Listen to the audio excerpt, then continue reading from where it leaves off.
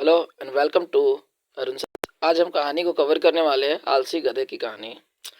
अब एक गांव में नमक नाम का एक व्यापारी रहता था। उसके पास एक गधा था।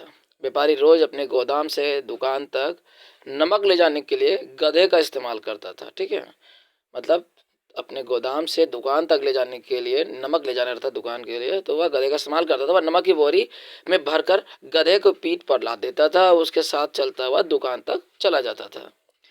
व्यापारी का जो गधा था ना, थोड़ा आलसी प्रवृत्ति का था।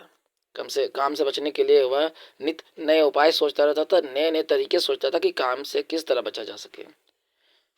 गोदाम से दुकान तक के रास्ते में एक नदी पड़ती थी, जिस पर एक छोटा सा पुल बना हुआ था।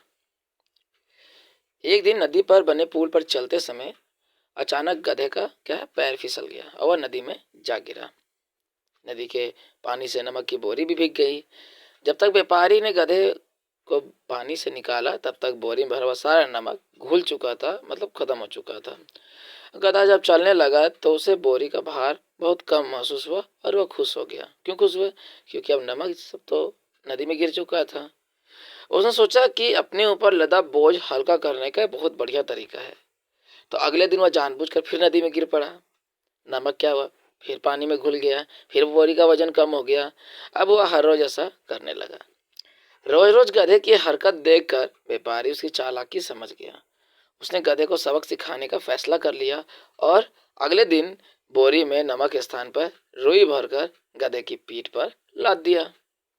अब रुई क्या थी? हल्की थी। इसके बाद भी आलसी गधे ने सोचा कि चलो फिर रोज की तरह एक बार और पानी में कूद जाए, नदी में, है ना।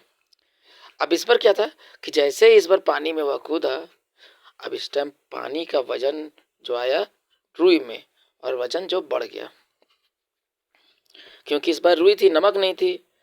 अब इससे क्या हुआ कि भारी बोझ लद गया गधे पे, जिससे उसका बुरा हालत हो गया। उस दिन के बाद से उसने कभी आलस ना करने का निर्णय ले लिया। तो ये था हमारा वीडियो। चैनल को सब्सक्राइब कीजिए।